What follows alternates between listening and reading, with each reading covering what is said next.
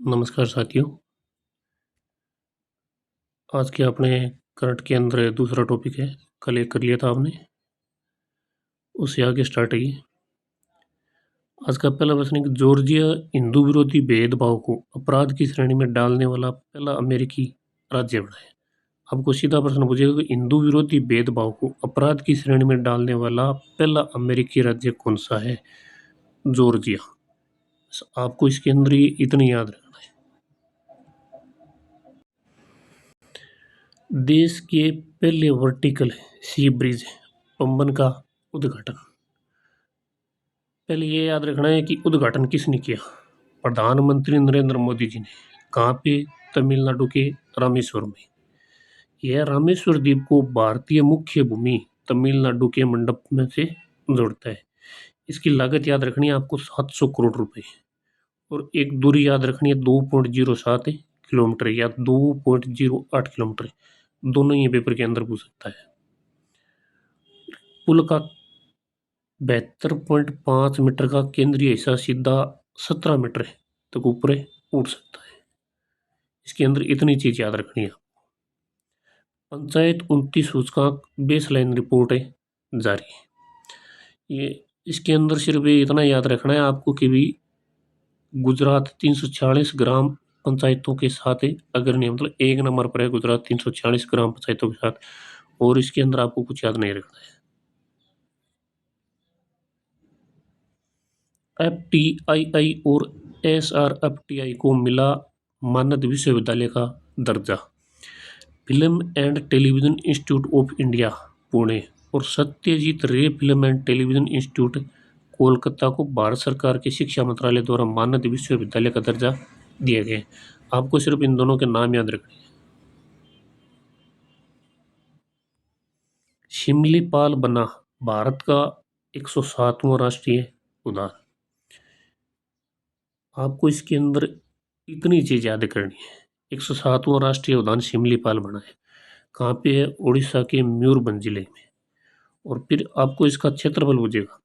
845.70 वर्ग किलोमीटर क्षेत्रफल इसका।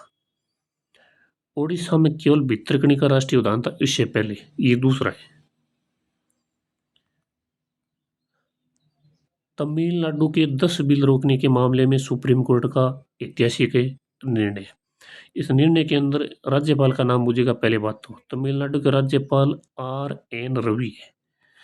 फिर इसके अंदर ये सुप्रीम कोर्ट वाला ये निर्णय है ना, इसके अंदर ये अनुच्छेद 142 से रिलेटेड करके आपको राजनीति से संबंधित प्रश्न पूछ सकता है। एक फिर ये अनुच्छेद 200 के तहत है और राज्यपाल वो मुख्यमंत्री से मांगता है ना, उससे संबंधित अनुच्छेद 200 आपको देखना है। राजनीति से रिलेटेड करके फर्स्ट ग्रेड या सेकंड ग्रेड दोनों में प्रश्न पूछ सकता है।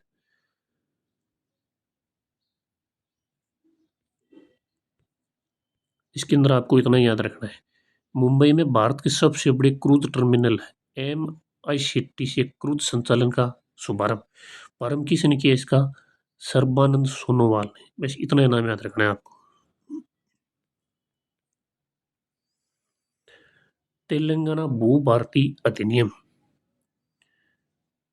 भू भारती अधिनियम और भू भारती भूमि पोर्टल का लोकार्पण अप्रैल 2025 में किया गया है। इसके अंदर आपको सीधा ही प्रश्न पूछेगा कि भू भारती अधिनियम और भू भारती भूमि पोर्टल का लोकार्पण इनमें से कहाँ से किया गया है? आपको ऑप्शन में तेलंगाना मिलेगा। भगवत गीता व नाट्य शास्त्र यूनेस्को के मेमोरी ऑफ वर्ल्ड रजिस्टर में शामिल। यूनेस्को की इस सूची में भारत के कुल अभिलेखों की संख्या 14 हो गई है। बस इतना याद रखना है इसके अंदर। अमरावती बनेगा विश्व का पहला पूर्णतः अक्षय ऊर्जा से संचालित शहर। आपको प्रश्न पूछेगा कि विश्व का पहला पूर्णतः अक्षय ऊर्जा से संचालित शहर कौन सा बनेगा? अमरावती। इसकी मेगावाट क्षमता याद रखनी है आपको 2700 मेगावाट है। फिर आपको याद रखना है कि कृष्णा नदी के तट पर ग्रीनफील्ड राजधानी शहर की आधारशिला रखी जाएगी। अनुमानित इसकी लागत है 6500 करोड़ है, 65,000 करोड़ है। परियोजना 217 वर्ग किलोमीटर में फैली हुई है, जिनमें आंध्र प्रदेश राजधानी क्षेत्र 8,352 वर्ग किलोमीटर में फैला हुआ है। इसके अंदर ये तीनों चारों फैक्ट याद रखने हैं। सत्य या सत्य के अंदर आपको पूछ सकता है। देश का रक्षा निर्यात बढ़कर 23,622 करोड़ पर पहुँचा है। मतलब पहले से 12.4% है, 0.4% ज़्यादा है। इसके अंदर आपने 23,622 करोड़ ये आंकड़े याद रखने हैं आपको।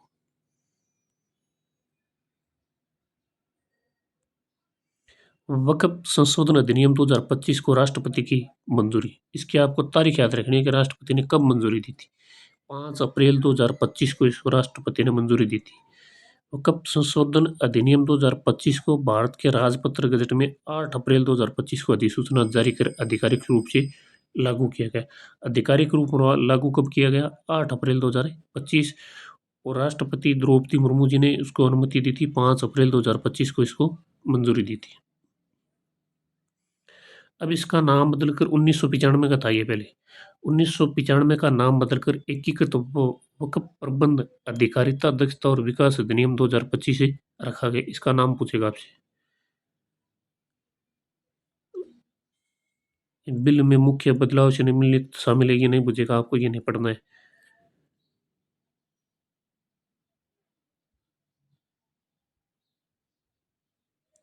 फिर आपको ये याद रखना कि प्रभास और पवन क्या है। प्रभास और पवन है मध्य प्रदेश के श्योपुर जिले के कुन्नू राष्ट्रीय उद्यान से 2 चित्तों को राज्य के गांधी सागर अभयारण्य में स्थानांतरित किया गया है। इन चित्तों को नीमच और मंदसौर जिलों में फैले गांधी सागर अभयारण्य के बेसिक गांव खेमला क्षेत्र के मुख्यमंत्री मोहन यादव द्वारा 20 अप्रैल 2025 को छोड़ा गया। चित्तों के नाम है ये दोनों, प्रभास और ये दोनों चित्तों के नाम है, ये आपको दोनों याद रखने हैं। बस आज फिर ये मंथली रिव्यू है। किस राज्य विधानसभा द्वारा पिछड़ा वर्ग आरक्षण 23% से बढ़ाकर 42% करने संबंधी प्रस्ताव पारित किया है? तेलंगाना। ये आपको याद रखना है, तेलंगाना नाम याद रखना है आपको। राष्ट्रीय कौशल विकास निगम और पंडित दीनदयाल ऊर्जा विश्वविद्यालय द्वारा संयुक्त रूप से स्थापित उत्कृष्टता केंद्र का शुभारंभ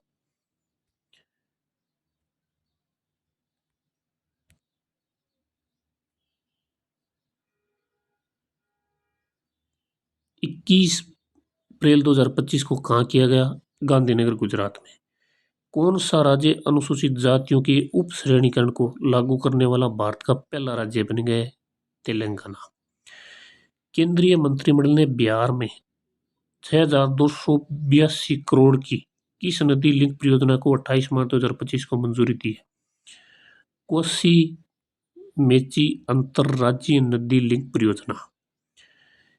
केंद्रीय मंत्रिमंडल ने बिहार में 3712 करोड़ की लागत से 120 किलोमीटर लंबे 4 लेन वाले किस राजमार्ग कॉरिडोर को मंजूरी दी है? पटना रायसा सासाराम राजमार्ग कॉरिडोर।